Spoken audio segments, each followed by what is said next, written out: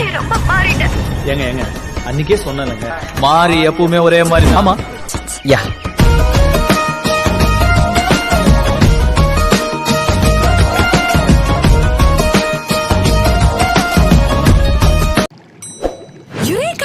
பற்களுக்காக இப்போ கேளுங்க உப்பிஞானம்.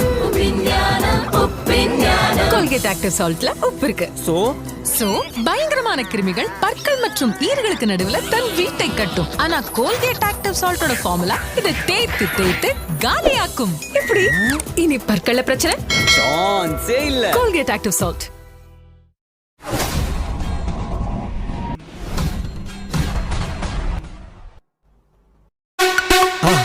மறக்காம சர்ப்ரைஸ் பண்ணுங்க. தேங்க்யூ.